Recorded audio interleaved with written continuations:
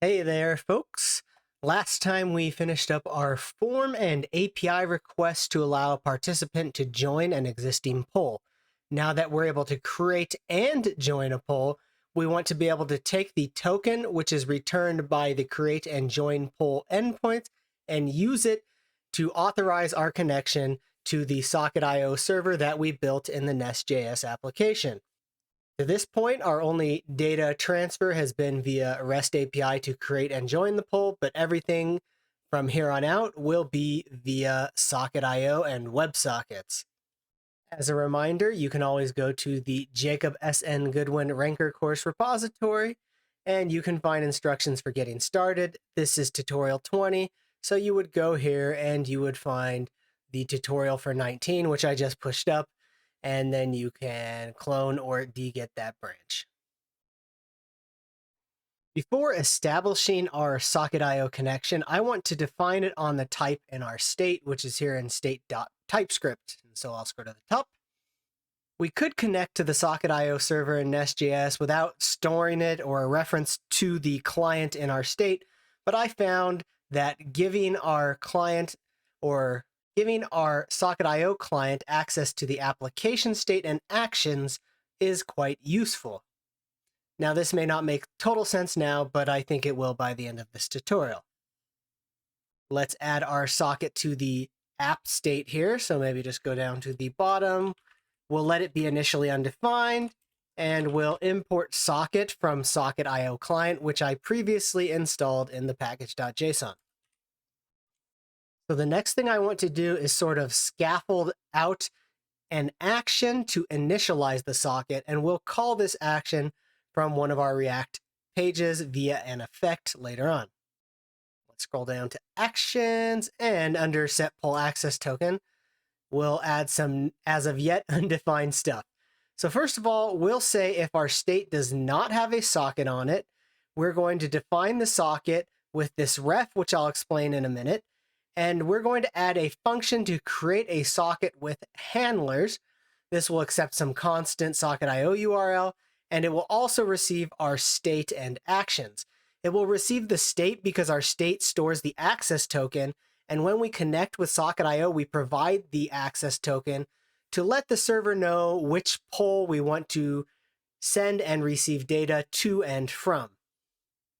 And then the actions are passed to this create socket with handlers because when we receive data from the server, we want to update our poll state here. Now, if we already do have a state socket, we want to use its connect method to reconnect. So this might be a case where we reconnect. Now, what is this ref all about? If we go to the valtio documents, you can see that there is a little section called holding objects in state without tracking them. So we don't want to track all of the nested properties inside of a socketio client. That's handled by socketio. We merely want the socket to be defined on the state for access to it. And so we use this little ref from valtio. So let's go over there and import this. So we can say update the valtio import. And we'll define this shortly. Let's now get started. Let's now get started on create socket with handlers, as well as let's define a constant with the URL for our socket. So we'll create a new file at the source level, and we'll call it socket-io.typescript. Let's first define that socketio URL. So this is kind of weird. I am going to define it here just so that we have a file defining our socketio stuff. And we're going to import a Vite API host environment variable, and then we have a Vite API port. Sorry, this formatting's weird, but that's what Prettier is doing for some reason. And then slash, we want to access the poll's namespace. So if we go to .env here, we'll see that we have a host. So this is our server IP and port, and this is going to be the namespace of the poll we want to connect to. Notice that we're just using HTTP here. The socketio library will handle converting this all to WebSockets for us. So let's go back to state, and let's import this socketio URL. and I'll say add import from socketio. Now we just got to define this baby.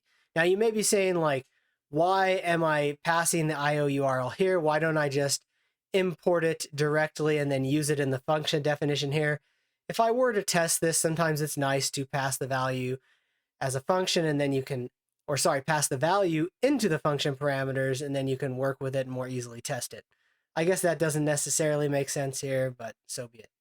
Now, before leaving this file, I want to actually export one more thing, and I've just noticed it's kind of weird that I'm exporting the state, which is good here because I'm actually exporting state with computed properties as state, but I could have just like exported const actions here, right? And then there's other stuff where I'm like exporting an enum and exporting app state here, so sorry for that inconsistency. Really, I should like export all the name exports at the bottom. But one thing I want to do now is actually take the definition of our actions here, these actions, and make a type derived from it. So what you can actually do is export a type called app actions, and we say it's the type of the actual actions object. And that's just so we can use it in our socketio create socket with handlers function. So let's define the shape of the object that it will receive. So the function will receive an object, which will have a socketio URL, the app state, and action. So we'll import these from state. And then we'll define the function as follows. We'll receive those parameters here with the type we just defined, and we'll return a socket client. So let's import that from socketio/client. We'll add a little log saying that we're creating a socket with the access token from our state. And then we'll use IO, and this is how we define the client from that library. So let's import it.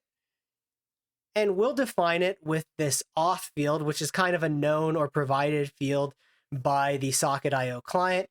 They used to pass this in a different field, but now using the auth key is kind of standard. And then we'll pass it in a subfield called token.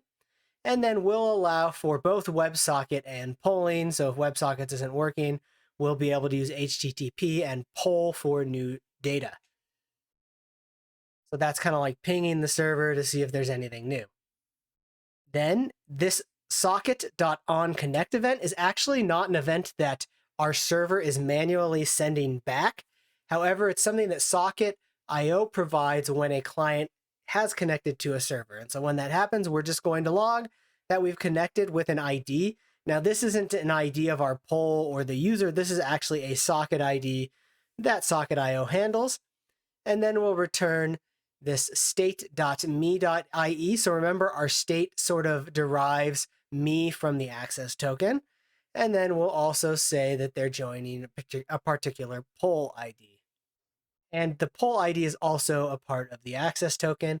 And make sure you return the socket, because if you go back to the state and let's save this, you can see that we're setting state.socket to the result of this function, which we'll now import. Now there is one more thing that we need to do so that we can actually connect, and that is to fire this action from somewhere. Now, where we will do that is in a page called waiting room. So after you join the poll or create a poll successfully, you're pushed to this waiting room. Now, we could call this event maybe at the end of the API calls in create or join, but I'll just call it after we hit this waiting room or after we land inside of the waiting room. So we'll create a use effect and we'll import that from React. And we'll just log that we're in that use effect just for kicks, and we'll import actions from our state, and that will initialize the socket. So let's demo this by creating a new poll and then seeing these messages. I have our application up and running in the terminal. And here we are in our poll, and let's open the dev tools and maybe the console. So let's create a new poll. We'll call it where. Who, what, where, when, why, how. All right, so let's create it. And you see waiting room use effect was called, and we see the create socket with access token message that was in our little factory or connection function. And then we get connected with socket ID, and this is an ID created by socketio. this is the user ID our server created and the room our server created as well, and that were parsed from our token. Now, what we want to do is actually receive the updated poll and put it in our state. Now, I don't want to do this a ton, but let's go back to our server, and our server's source folder has a polls feature, and the gateway is what handles our socketio. And what happens is this handle connection method gets called, and so it'll log like who's connecting. It will get the poll that that person needs to connect to from their token. It will join a room with the socketio library. That's what this client is. It'll do some logging, and then we will add the participant to our poll in the database here. And then we'll emit a message back to everyone connected to our poll or room using the poll updated event, and it will send the whole poll back. Now, we had a discussion when we were on the server whether we should maybe just send the participants updated or the whole poll. Originally, when I built this application, this message was just called participants updated and only sent a slice of the state called participants. You may decide to more granularly send these to your client, but I decided since this is a relatively small application, we'll just send the whole poll and mainly use this poll updated event. And one benefit of this is we'll always be sure to have the exact full poll state, even though it does send more data over the wire. Let's close the server. And let's go to this socketio folder and add a handler for poll updated. So similar to how we have a socket.onConnect, we'll add a socket.onPollUpdated, which will receive in this callback the actual data we sent, which is a poll. And we'll add a little logging to say it's been updated, and then we're going to create an action called update poll to set it in our poll state, or I should say our app state. Let's find our actions. And this is going to be pretty simple. Get ready. So update poll just takes that poll and sets state.poll to it. Let's now get ready and take this for a spin in multiple browsers. So I have two browsers. Here is Firefox and the other is Chrome. And both of them have Redux DevTools installed. So with this Firefox one, let's create a poll where, where do we go? We'll call this Brianna with two N's or one. I'll go with two. So this person creates the poll, and you see that they have all this data, access token and such. I got to make that bigger. It doesn't seem to want to get bigger. I don't know how to do that. So I'll have to figure out the font for y'all there. But in this poll, there's an ID, which will later be shown on the screen, so it'll be easier to deal with. But this is what the other user uses to join the poll.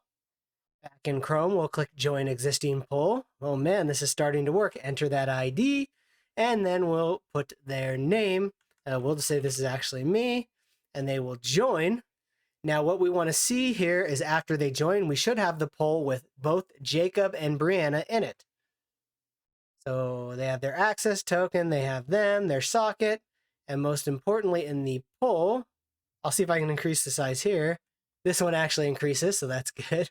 All right, so if we go to the poll, you see that there are participants, and we see an ID with the label or name for each participant. Now, what if we go to Firefox? Now, you guys can hardly see this. The font is so small, I'll have to figure out how to increase it. But Brianna and Jacob are also there with the full poll data.